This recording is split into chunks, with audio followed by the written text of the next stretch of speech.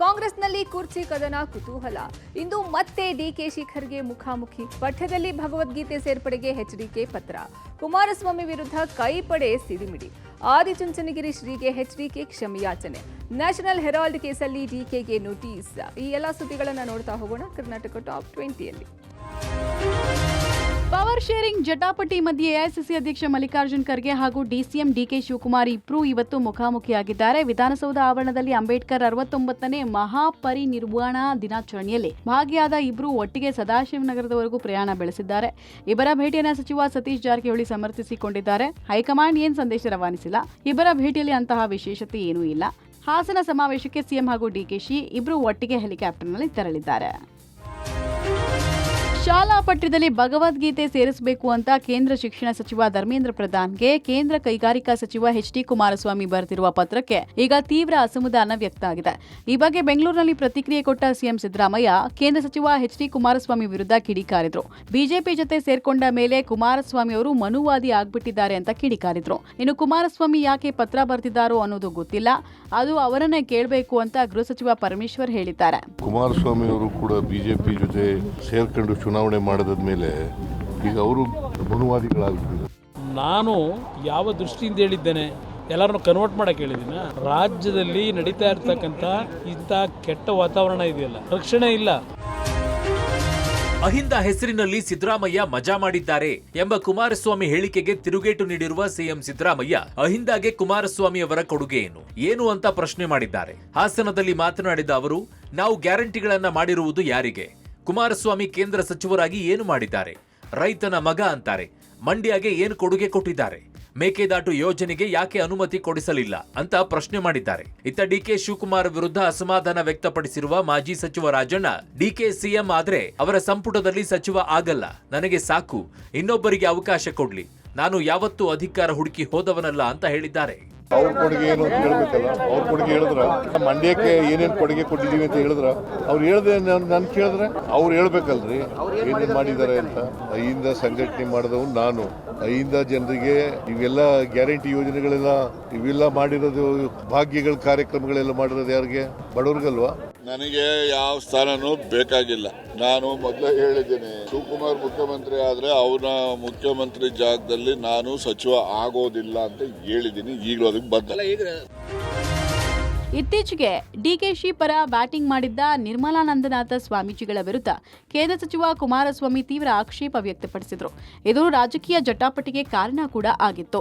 ಇದೀಗ ನಿರ್ಮಲಾನಂದನಾಥ ಸ್ವಾಮೀಜಿಗಳನ್ನ ಕುಮಾರಸ್ವಾಮಿ ಬಹಿರಂಗವಾಗಿ ಕ್ಷಮೆ ಯಾಚಿಸಿದ್ದಾರೆ. ಮಂಡ್ಯದಲ್ಲಿ ನಡೆದ ವಿಸಿ ಫಾರ್ಮ್ ಕೃಷಿ ಮೇಳದಲ್ಲಿ ಮಾತನಾಡಿದ ಕುಮಾರಸ್ವಾಮಿ, ಪ್ರಸಕ್ತ ರಾಜಕೀಯ ವಿದ್ಯಮಾನಗಳು ಏನ್ ನಡೀತಾ ಇದೆ ಅಂತ ಎಲ್ರಿಗೂ ಗೊತ್ತು. ಈ ಬಗ್ಗೆ ನಮ್ಮ ನಿರ್ಮಲಾನಂದನಾಥ ಶ್ರೀಗಳು ಮಾತಾಡಿದ್ದಾರೆ. ನಮ್ಮ ಸ್ವಾಮೀಜಿಯಷ್ಟು ದೇಶದ ಇತಿಹಾಸದಲ್ಲಿ ಶಿಕ್ಷಣ ಹೊಂದಿರೋರು ಮತ್ತೊಬ್ಬರಿಲ್ಲ. ಅವರಿಗೆ ಅಗೌರವ ಆಗಬಾರದು ಎಂಬ ದೃಷ್ಟಿಯಿಂದ ಬಳಕೆ ಮಾಡಿಕೊಳ್ಳಬಾರದು ಅಂದಿದೆ. ಬಾಲಗಂಗಾಧರನಾಥ ಸ್ವಾಮೀಜಿಗಳು ಸಮಾಜದ ಗೌರವ ಉಳಿಸಲಿಕ್ಕೆ ಬೀದಿಗೆ ಬಂದವರು. ಅವರಿಗೆ ದೇವೇಗೌಡರು ಸಿಎಂ ಆಗ್ಲಿ ಅನ್ನೋದು ಮನಸ್ಸಲ್ಲಿತ್ತು. ನನ್ನನ್ನ ಕಂಡ್ರು ಅವರಿಗೆ ತುಂಬಾ ಇಷ್ಟ ಆಯ್ತು. ನನ್ನಿಂದ ನಿರ್ಮಲಾನಂದನಾಥ ಸ್ವಾಮೀಜಿಗೆ ಅಪಚಾರ ಆಗಿದ್ರೆ ಸಾರ್ವಜನಿಕವಾಗಿ ಕ್ಷಮೆ ಕೇಳ್ತೀನಿ ಅಂತ ಹೇಳಿದ್ರು. ಪರಮ ಪೂಜ್ಯರಲ್ಲಿ ಕ್ಷಮೆ ಕೋರ್ತಾ ಇತ್ತೀಚಿನ ಒಂದು ರಾಜಕಾರಣ ನಡೀತಿರೋದು ನೋಡ್ತಾ ಇದ್ದೀರಿ. ಪ್ರಥಮ ಬಾರಿಗೆ ನಮ್ಮ ಪರಮ ಪೂಜ್ಯರು ಹೇಳಿದಾಗ ಇನ್ನೊಂದು ಮಠದವರು ಕಾಮೆಂಟ್ಸ್ ಮಾಡಿದ್ರು. ನಮ್ಮ ಸ್ವಾಮೀಜಿಯವರು ನಾನು ಅವರಿಗೆ ಅಗೌರವ ಆಗಬಾರದು ಅಂತಕ್ಕಂಥ ದೃಷ್ಟಿಯಿಂದ ನಾವು ಅವ್ರನ್ನ ಬಳಕೆ ಮಾಡ್ಕೋಬಾರ್ದು ಅನ್ನೋ ಒಂದು ದೃಷ್ಟಿಗೋಸ್ಕರ ಹೇಳಿದ್ದ ಹೊರತು ಬೇರೆ ರೀತಿಯಲ್ಲಿ ಅವರಿಗೆ ನಾನು ಅಗೌರವ ಸಲ್ಲಿಸಬೇಕು ಅಂತ ಎಂದೂ ಹೇಳಿಲ್ಲ. ನಮ್ಮ ನಿಷ್ಠೆ ಏನು ಅನ್ನೋದು ನಮ್ಮ ಹೃದಯದಲ್ಲಿದೆ. ಪರಮ ಪೂಜ್ಯರಿಗೆ ಏನಾದರೂ ನನ್ನಿಂದ ಅಪಚಾರ ಆಗಿದೆ ಅಂತ ಇದ್ರೆ ಈಗಲೂ ಸಾರ್ವಜನಿಕವಾಗಿ ನಾನು ಕ್ಷಮೆ ಕೋರ್ಬಿಡ್ತೀನಿ ನಮ್ಮ ಸ್ವಾಮೀಜಿಯವ್ರನ್ನ. ನ್ಯಾಷನಲ್ ಹೆರಾಲ್ಡ್ ಕೇಸ್ನಲ್ಲಿ ದೆಹಲಿಯ ಪೊಲೀಸರು ನೀಡಿರುವ ನೋಟಿಸ್ಗೆ ಡಿಸಿಎಂ ಡಿಕೆ ಶಿವಕುಮಾರ್ ಸ್ಪಷ್ಟನೆ ಕೊಟ್ಟಿದ್ದಾರೆ. ಕಷ್ಟಕಾಲದಲ್ಲಿ ಟ್ರಸ್ಟ್ಗೆ ನಾವು ಹಣಕಾಸಿನ ಸಹಾಯ ಮಾಡಿದ್ದೇವೆ. ಇಡಿಗೆ ಈಗಾಗಲೇ ಎಲ್ಲಾ ಮಾಹಿತಿಗಳನ್ನು ಕೊಟ್ಟಿದ್ದೀನಿ, ಎಲ್ಲ ನ್ಯಾಯಬದ್ಧವಾಗಿ ನೀಡಿದ್ದೀವಿ, ಇದರಲ್ಲಿ ಮುಚ್ಚಿಡೋದು ಏನೂ ಇಲ್ಲ ಅಂತ ಡಿಕೆ ಹೇಳಿದ್ದಾರೆ. ಇಡಿ ಚಾರ್ಜ್ ಶೀಟ್ ಫೈಲ್ ಮಾಡಿದ್ದು ಸೋನಿಯಾ ಹಾಗೂ ರಾಹುಲ್ ಗಾಂಧಿಗೆ ಕಿರುಕುಳ ಕೊಡ್ತಿದ್ದಾರೆ. ನನ್ನ ಜೊತೆ ಸಹೋದರ ಡಿಕೆ ಸುರೇಶ್ಗೂ ನೋಟಿಸ್ ಕೊಟ್ಟಿದ್ದಾರೆ. ವಕೀಲರ ಜೊತೆಗೆ ಚರ್ಚಿಸಿ ಕಾನೂನು ಹೋರಾಟ ನಡೆಸೋದಾಗಿ ಹೇಳಿದ್ದಾರೆ. ಇನ್ನು ನೋಟಿಸ್ಗೆ ಡಿಕೆಶಿ ಸಮರ್ಪಕವಾಗಿ ಉತ್ತರ ಕೊಡ್ತಾರೆ ಅಂತ ಗೃಹ ಸಚಿವ ಪರಮೇಶ್ವರ್ ಹೇಳಿದ್ದಾರೆ. ಅದು ನಮ್ಮ ಪಕ್ಷದ ಸಂಸ್ಥೆಗಳು, ನಾವು ಅವ್ರಿಗೆ ಕಷ್ಟಕಾಲ ಇದ್ದಾಗ ಸಹಾಯ ಮಾಡಬೇಕು ಅಂತ ನಮ್ಮ ಟ್ರಸ್ಟ್ಗಳಿಂದ ನಾವೆಲ್ಲ ಸಹಾಯ ಮಾಡಿದ್ವಿ. ಬೇಕಾದಷ್ಟೇನೆಲ್ಲ ಮಾಡಿದ್ದಾರೆ. ಸೊ ನನಗೆ ನೋಟಿಸ್ ಕೊಟ್ಟಿದ್ದಾರೆ. ನಾವು ಆಲೆ ಇಡಿ ಹೋಗಿ ಎಲ್ಲ ರಿಪ್ಲೈ ಎಲ್ಲ ಕೊಟ್ಟಿದ್ದಾರೆ. ನಾವು ಚಾರ್ಜ್ ಶೀಟು ಆಗಿದೆ. ಒಟ್ಟೊಳಗೆ ಇದು ಕಿರುಕುಳ ಕೊಡೋಕ್ಕೆ ಮಾಡ್ತಾ ಇದ್ದಾರೆ. ಇದು ಸರಿ ಇಲ್ಲ. ನಾನು ಖಂಡಿಸ್ತೇನೆ. ಇಲ್ಲ, ನೋಟಿಸ್ ಕೊಟ್ಟಿದ್ದಾರೆ, ನೋಟಿಸಿಗೆ ಉತ್ತರ ಕೊಡ್ತಾರೆ. ಏನು ಯಂಗ್ ಇಂಡಿಯಾಗೆ ಅವರು ದೇಣಿಗೆ ಕೊಟ್ಟಿದ್ದಾರೆ ಅಂತ ಹೇಳಿ ಅವ್ರಿಗೆ ನೋಟಿಸ್ ಕೊಟ್ಟಿದ್ದಾರೆ ಅಂತ ನಮ್ಮ ಮಾಧ್ಯಮದಲ್ಲಿ ನೋಡಿದೆ ನಾನು. ಅದಕ್ಕೆ ಉತ್ತರವನ್ನು ಅವರೇ ಕೊಡಬೇಕಲ್ವಾ. ದೇಶದಾದ್ಯಂತ ಇಂಡಿಗೋ ವಿಮಾನಗಳ ಸಂಚಾರ ಸಮಸ್ಯೆ 5ನೇ ದಿನಕ್ಕೆ ಕಾಲಿಟ್ಟಿದೆ. ದೇಶದ ವಿವಿಧೆಡೆಗೆ ತೆರಳೋದಕ್ಕೆ ಪ್ರಯಾಣಿಕರು ಪರದಾಡುವ ಪರಿಸ್ಥಿತಿ ನಿರ್ಮಾಣ ಆಗಿದೆ. ಅದರಂತೆ ಕೆಂಪೇಗೌಡ ಏರ್ಪೋರ್ಟ್ನಲ್ಲಿ ಇಂಡಿಗೋ ವಿಮಾನಗಳ ಹಾರಾಟ ಸತತ 5ನೇ ದಿನವೂ ರದ್ದಾಗಿರೋದ್ರಿಂದ ಪ್ರಯಾಣಿಕರು ತೀವ್ರ ಪರದಾಟ ಅನುಭವಿಸ್ತಾ ಇದ್ದಾರೆ. ನಿರಂತರವಾಗಿ ವಿಮಾನಗಳು ರದ್ದಾಗ್ತಾ ಇರೋದ್ರಿಂದ ಬೆಳ್ಳಂಬೆಳಗ್ಗೆ ವಿಮಾನ ನಿಲ್ದಾಣಕ್ಕೆ ಆಗಮಿಸಿದ ಪ್ರಯಾಣಿಕರ ಆತಂಕವನ್ನ ಮತ್ತಷ್ಟು ಹೆಚ್ಚಿಸಿದೆ. ಈಗಾಗಲೇ ಟಿಕೆಟ್ ಕಾಯ್ದಿರಿಸಿದವರು ವಿಮಾನಗಳು ಸಿಗಬಹುದು ಎಂಬ ನಿರೀಕ್ಷೆಯಲ್ಲಿದ್ದರೆ ರದ್ದಾದ ವಿಮಾನಗಳಿಗೆ ರೀಫಂಡ್ ಅಥವಾ ಮರು ವೇಳಾಪಟ್ಟಿ ಪಡೆಯೋಕೆ ಕಷ್ಟಪಡ್ತಿದ್ದಾರೆ. ನಿನ್ನೆ ಡಿಜಿಸಿಎ ಸಭೆ ನಡೆಸಿ ಒಂದಷ್ಟು ಮಾರ್ಗಸೂಚಿ ಬಿಡುಗಡೆ ಮಾಡಿದ ನಂತರ ವಿಮಾನಗಳು ಸರಿಯಾಗಬಹುದು ಎಂಬ ನಿರೀಕ್ಷೆಯೂ ಹುಸಿಯಾಗಿದೆ. ಇತ್ತ ಶಿವಮೊಗ್ಗ ಮೂಲದ ನಯಾಜ್, ಅಯಾಜ್, ಸುಹೇಲ್ ಎಂಬ 3 ಯುವಕರು ದೆಹಲಿಯಿಂದ 5 ದಿನಗಳ ಹಿಂದೆ ಬೆಂಗಳೂರಿಗೆ ಬಂದಿದ್ದಾರೆ. ಆದರೆ ಈ ಯುವಕರು ಲಗೇಜ್ಗಳನ್ನು ಈವರೆಗೂ ಹಿಂದಿರುಗಿಸಿಲ್ಲ. ಈ ಬಗ್ಗೆ ಇಂಡಿಗೋ ವಿಮಾನಯಾನ ಸಂಸ್ಥೆಯ ವಿರುದ್ಧ ಆಕ್ರೋಶ ಹೊರಹಾಕಿದ್ದಾರೆ. ಸರ್, ನಾವು Delhi to Bengaluru to Shivamogga flight ticket book ಮಾಡಿದ್ವಿ. ಮತ್ತು ಬೆಂಗಳೂರು ಟು ಶಿವಮೊಗ್ಗ ಅವ್ರು ಟಿಕೆಟು ಕೊಟ್ಟಿಲ್ಲ ಮತ್ತು ಲಗೇಜು ಬಂದಿಲ್ಲ. ಲಗೇಜ್ ನೀವು ಶಿವಮೊಗ್ಗ ಬರುತ್ತೆ, ಹೋಗಿ ಕಲೆಕ್ಟ್ ಮಾಡ್ಕೊಳ್ಳಿ ಅಂದಿದ್ರು. 1 ದಿನದಲ್ಲಿ ಬರುತ್ತೆ ಅಂದರು. ಇವತ್ತಿಗೆ 5 ದಿನ ಆಯಿತು, ಲಗೇಜ್ ಕೂಡ ಬಂದಿಲ್ಲ. ನಮಗೆ ಲಗೇಜ್ ಬೇಕು ಸರ್. ಅದರಲ್ಲಿ ಡಾಕ್ಯುಮೆಂಟ್ ಇದೆ, ಒರಿಜಿನಲ್ ಡಾಕ್ಯುಮೆಂಟ್ಸ್ ಇದ್ದಾವೆ. ಲಗೇಜ್ ಬೇಕು. ಈಗ ಅಲ್ಲಿ ಕೇಳಿದ್ರೆ ಅವರು ರೆಸ್ಪಾನ್ಸ್ ಸರಿ ಮಾಡ್ತಿಲ್ಲ. ಈಗ ಹೇಳಿದ್ರೆ ಅಲ್ಲಿ ಬೆಂಗಳೂರಲ್ಲಿ ಹೋಗಿ ತೊಗೊಳ್ಳಿ ಅಂತ ಹೇಳಿದ್ರು. ಬನ್ನಿ ನಾವು ಇಮಿಡಿಯೇಟ್ಲಿ ಕೊಡ್ತೀವಿ ಅಂತ ಹೇಳಿದ್ರು. ಇಲ್ಲಿಗೆ ಬಂದ ಮೇಲೆ ನಮ್ಮ ಹತ್ರ ಇಲ್ಲ ಅಂತ ಹೇಳ್ತಾರೆ. ಈಗ ಬೆಂಗಳೂರಿಂದ ಶಿವಮೊಗ್ಗ ಕಲೆಕ್ಟ್ ಮಾಡಿ ಅಂತ ಹೇಳ್ತಾರೆ ಅವರು. ಇಂಡಿಗೋ ಏರ್ಲೈನ್ಸ್ನಲ್ಲಿ ಸಿಬ್ಬಂದಿ ಕೊರತೆಯಿಂದ ಸೃಷ್ಟಿಯಾದ ಅವಾಂತರ ಅಂತಿದ್ದದಲ್ಲ. ಮಗನ ಮದುವೆಗೆ ಹೋಗೋದಕ್ಕೆ ಆಗದೆ ತಂದೆಯೊಬ್ಬರು ಪರದಾಡಿದ್ದಾರೆ. ನಾಳೆ ದೆಹಲಿಯಲ್ಲಿ ಕೃಷ್ಣ ಎಂಬುವರ ಮಗನ ಮದುವೆ ಇದೆ. ಹೀಗಾಗಿ 3 ತಿಂಗಳ ಹಿಂದೆನೇ ದೆಹಲಿಗೆ ಹೋಗೋಕೆ 30 ಜನರಿಗೆ ಟಿಕೆಟ್ ಬುಕ್ ಮಾಡಿದ್ರು. ಹೀಗಾಗಿ ಬೆಳಗ್ಗೆ 6 ಗಂಟೆ ಸುಮಾರಿಗೆ ದೆಹಲಿಗೆ ಹೋಗೋಕೆ ಕೆಂಪೇಗೌಡ ಏರ್ಪೋರ್ಟ್ಗೆ ಬಂದಿದ್ದಾರೆ. ಆದರೆ ಫ್ಲೈಟ್ ಡಿಲೇ ಆಗಿರೋ ಕಾರಣ ತಲಾ 68,000 ಕೊಟ್ಟು ಮತ್ತೊಂದು ಏರ್ಲೈನ್ಸ್ನಲ್ಲಿ ಮದುಮಗ ಹಾಗೂ ತಾಯಿಯನ್ನ ಕಳಿಸಿದ್ದಾರೆ. ಇನ್ನು ಕಳೆದ 5 ದಿನದಲ್ಲಿ ಇಂಡಿಗೋದ 1,500ಕ್ಕೂ ಅಧಿಕ ವಿಮಾನಗಳ ಹಾರಾಟ ರದ್ದಾಗಿದ್ದು ಜನರು ವಿಮಾನ ನಿಲ್ದಾಣಗಳಲ್ಲಿ ಪರದಾಡ್ತಾ ಇರೋದು ಹೇಳತೀರದಾಗಿದೆ. ನಾವು 3 ತಿಂಗಳ ಹಿಂದೆ ಬುಕ್ ಮಾಡಿದ್ವಿ. ಇವಾಗ ನಾವು ಮದುವೆಗೆ ಹೋಗೋರು ಅರ್ಜೆಂಟಾಗಿ ವ್ಯವಸ್ಥೆ ಏನು, ಗಂಡು ಇಲ್ಲೇ ಇದ್ರು. ಗಂಡನ ನೆನೆ ಬೇರೆ ಏರ್ಲೈನ್ಸ್ ಅಲ್ಲಿ ರೆಡ್ 60,000 ಮಗನ್ನ ತಾಯಿನ ಕಳ್ಸಿದ್ದೀವಿ. 60,000 ಕೊಟ್ಟು ಇವತ್ತು ನಾವು ಮಕ್ಕಳನ್ನ ಮರಿ ಹಾಕೊಂಡು ಅಲಿತಾ ಇದ್ದೀವಿ. ಇಂಥವೆಲ್ಲ ಇವರು ಎಚ್ಚೆತ್ಕೊಬೇಕು. ಇಂಡಿಗೋ ವಿಮಾನಗಳ ಸಂಚಾರದಲ್ಲಿ ವ್ಯತ್ಯಯ ಹಿನ್ನೆಲೆಯಲ್ಲಿ ಇತರೆ ಏರ್ಲೈನ್ಗಳು ಇದರ ಲಾಭವನ್ನು ಪಡ್ಕೊಂಡಿದೆ. ಏರ್ಫೇರ್ ನಿಯಮಗಳನ್ನು ಉಲ್ಲಂಘಿಸಿ ಟಿಕೆಟ್ಗಳ ಮೇಲೆ 10ಕ್ಕಿಂತ ಹೆಚ್ಚು ಪಟ್ಟು ಬೆಲೆಯನ್ನ ಏರಿಕೆ ಮಾಡಿದೆ. ಮಹಾನಗರಿಗೆ 5 ರಿಂದ 8,000 ರೂಪಾಯಿಗೆ ಸಿಗಬೇಕಾಗಿದ್ದ ಎಕಾನಮಿ ಟಿಕೆಟ್ಗಳು 50 ರಿಂದ 80,000 ರೂಪಾಯಿ ತನಕ ಏರಿಕೆಯಾಗಿದೆ. ಈ ಬಗ್ಗೆ ವಿರೋಧ ಪಕ್ಷಗಳು ಸಂಸತ್ನಲ್ಲಿ ಧ್ವನಿ ಎತ್ತಾ ಇದ್ದ ಹಾಗೆ ಸರ್ಕಾರ ಮಧ್ಯಪ್ರವೇಶ ಮಾಡಿದೆ. ದೇಶದ ಅತಿದೊಡ್ಡ ವಿಮಾನಯಾನ ಸಂಸ್ಥೆ ಇಂಡಿಗೋದ ವಿಮಾನ ಕಾರ್ಯಾಚರಣೆಯಲ್ಲಿ ಅಡಚಣೆಯಿಂದ ಪ್ರಯಾಣಿಕರು ಸಾಕಷ್ಟು ತೊಂದರೆ ಅನುಭವಿಸ್ತಾ ಇದ್ದಾರೆ. ಹೀಗಾಗಿ ಪ್ರಯಾಣಿಕರಿಗೆ ಅನುಕೂಲಕ್ಕೆ ಭಾರತೀಯ ರೈಲ್ವೆ ಇಲಾಖೆ ಮುಂದಾಗಿದೆ.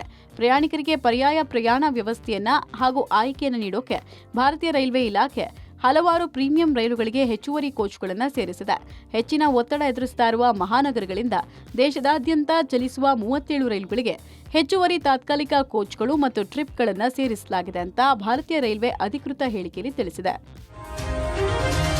ಮಾರಕಾಸ್ತ್ರಗಳಿಂದ ಕೊಚ್ಚಿ ಕಾಂಗ್ರೆಸ್ನ ಗ್ರಾಮ ಪಂಚಾಯಿತಿ ಸದಸ್ಯನನ್ನ ಬರ್ಬರವಾಗಿ ಹತ್ಯೆ ಮಾಡಿರುವ ಘಟನೆ ಚಿಕ್ಕಮಗಳೂರಿನ ಸಕರಾಯ ಪಟ್ಟಣದಲ್ಲಿ ನಿನ್ನೆ ತಡರಾತ್ರಿ ನಡೆದಿದೆ. 38 ವರ್ಷದ ಗಣೇಶ್ ಮೃತ ಗ್ರಾಮ ಪಂಚಾಯಿತಿಯ ಸದಸ್ಯನಾಗಿದ್ದಾನೆ. ಕೊಲೆಗೂ ಮುನ್ನ ಸಕರಾಯ ಪಟ್ಟಣದ ಬಾರ್ ಬಳಿ ಗಲಾಟೆಯಾಗಿದೆ. ಬಾರ್ ಬಳಿ ಗಲಾಟೆಯಾದ ಅರ್ಧ ಗಂಟೆಯ ಬಳಿಕ ಸಕರಾಯ ಪಟ್ಟಣದ ಸಮೀಪದ ಕಲ್ಮುರುಡೇಶ್ವರ ಮಠದ ಬಳಿ ಗಲಾಟೆಯಾಗಿ ಕೊಲೆ ಆಗಿದೆ. ಎದುರಾಳಿ ಗುಂಪಿನ 2 ತಲೆಗೂ ಕೂಡ ಗಂಭೀರ ಗಾಯವಾಗಿದ್ದು ಆಸ್ಪತ್ರೆಗೆ ದಾಖಲಿಸಿ ಚಿಕಿತ್ಸೆ ಕೊಡಿಸಲಾಗ್ತಿದೆ. ಇನ್ನು ಜಿಲ್ಲಾ ಪಂಚಾಯಿತಿಯ ಕಾಂಗ್ರೆಸ್ ಟಿಕೆಟ್ ಆಕಾಂಕ್ಷಿಯಾಗಿದ್ದ ಗಣೇಶ್ನನ್ನ ರಾಜಕೀಯ ದ್ವೇಷಕ್ಕೆ ಕೊಲೆ ಮಾಡಲಾಗಿದೆ ಅಂತೇಳಿ ಕುಟುಂಬಸ್ಥರು ಆರೋಪಿಸಿದ್ದಾರೆ. ಘಟನೆಯ ಸಂಬಂಧ 5ರನ್ನು ಅರೆಸ್ಟ್ ಮಾಡಿ ವಿಚಾರಣೆ ನಡೆಸಲಾಗ್ತಿದೆ. ಇನ್ನು ಘಟನಾ ಸ್ಥಳಕ್ಕೆ ಸೋಕೋ ಟೀಮ್ ಭೇಟಿ ಕೊಟ್ಟು ಸಾಕ್ಷ್ಯ ಸಂಗ್ರಹಿಸಿದೆ. ಇನ್ನು ಗಣೇಶ್ ಹತ್ಯೆಯನ್ನು ಖಂಡಿಸಿ ಸಕರಾಯ ಪಟ್ಟಣದಲ್ಲಿ ರಾಷ್ಟ್ರೀಯ ಹೆದ್ದಾರಿಯನ್ನು ತಡೆದು ಪ್ರೊಟೆಸ್ಟ್ ಮಾಡಿ ಆಕ್ರೋಶ ವ್ಯಕ್ತಪಡಿಸಿದ್ದಾರೆ. ಪ್ರಕರಣಕ್ಕೆ ಸಂಬಂಧಪಟ್ಟಂತೆ ಎಸ್ಪಿ ಮಾತನಾಡಿ, ಗಣೇಶ್ ಗೌಡ ಎಂಬುವರ ಮರ್ಡರ್ ಆಗಿದೆ. ಯಾವ ಕಾರಣಕ್ಕೆ ಮರ್ಡರ್ ನಡೆದಿದೆ ಅನ್ನೋದು ಇನ್ವೆಸ್ಟಿಗೇಷನ್ ಮೂಲಕ ಗೊತ್ತಾಗಬೇಕಿದೆ.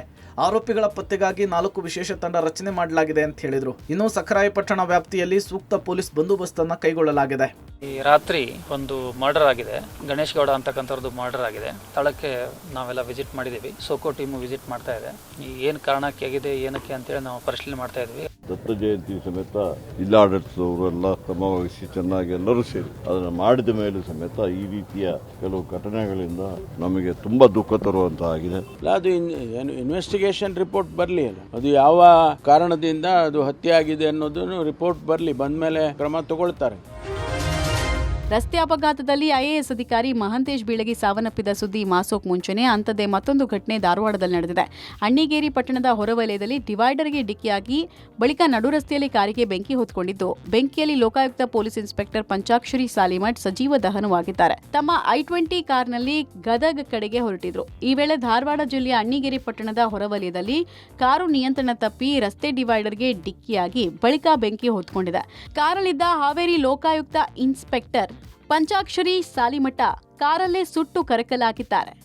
ಕುಟುಂಬಸ್ಥರನ್ನ ಭೇಟಿಯಾಗೋಕೆ ಗದಗಕ್ಕೆ ಹೊರಟಿದ್ದ ವೇಳೆ ಈ ಅನಾಹುತ ಸಂಭವಿಸಿದೆ. ಇನ್ಸ್ಪೆಕ್ಟರ್ ಮೃತದೇಹವನ್ನು ಹುಬ್ಬಳ್ಳಿಯ ಕಿಮ್ಸ್ನಲ್ಲಿ ಮರಣೋತ್ತರ ಪರೀಕ್ಷೆ ನಡೆಸಿ ಕುಟುಂಬಕ್ಕೆ ಹಸ್ತಾಂತರ ಮಾಡಲಾಯಿತು. ಬಳಿಕ ಧಾರವಾಡದ ಉಪನಗರ ಪೊಲೀಸ್ ಠಾಣೆ ಮುಂಭಾಗ ಶ್ರದ್ಧಾಂಜಲಿ ಸಲ್ಲಿಸಿ ಅಲ್ಲಿಂದ ಗದಗ ಬೈಲಹೊಂಗಲ ಬಳಿ ಶ್ರದ್ಧಾಂಜಲಿ ಸಲ್ಲಿಸಿ ಮೃತರ ಸ್ವಗ್ರಾಮ ಮುರುಗೋಡಕ್ಕೆ ಮೃತದೇಹವನ್ನು ರವಾನಿಸಲಾಯಿತು. ಬೆಳಗಾವಿಯ ಮುರುಗೋಡ ಗ್ರಾಮದಲ್ಲಿ ಸಹಸ್ರಾರು ಜನ ಪಂಚಾಕ್ಷರಿ ಸಾಲಿಮಠ ಅವರ ಅಂತಿಮ ದರ್ಶನ ಪಡೆದರು. ಬಳಿಕ ಅಂತ್ಯಕ್ರಿಯೆ ನೆರವೇರಿಸಲಾಯಿತು. ಈ ವೇಳೆ ಸ್ಥಳದಲ್ಲಿ ಕುಟುಂಬಸ್ಥರ ಆಕ್ರಂದನ ಮುಗಿಲು ಮುಟ್ಟಿತ್ತು. ಹಾವೇರಿ ಲೋಕಾಯುಕ್ತ ಘಟಕದಲ್ಲಿ ಇನ್ಸ್ಪೆಕ್ಟರ್ ಆಗಿ ಕರ್ತವ್ಯ ನಿರ್ವಹಿಸುತ್ತಿದ್ದಂಥ 2003ನೇ ಬ್ಯಾಚ್ನ ಪಂಚಾಕ್ಷರಿ ಸಾಲಿಮಠ್ ಇವರು ನಿನ್ನೆ ಸಂಜೆ ಗದಗ್ಗೆ ಹೋಗುವಂಥ ಸಂದರ್ಭದಲ್ಲಿ ಹುಬ್ಬಳ್ಳಿ ಹೊರವಲಯದ ಅಣ್ಣಿಗೇರಿ ಸಮೀಪದಲ್ಲಿ ಕಾರ್ ಅಪಘಾತ ಪ್ರಕರಣದಲ್ಲಿ ಮೃತ ಹೊಂದಿರುತ್ತಾರೆ. ಬಹಳ ಆಘಾತ ತಂದಿದೆ ಇಲಾಖೆಗೂ ಹಾಗೂ ವೈಯಕ್ತಿಕವಾಗಿ ನಮಗೂ.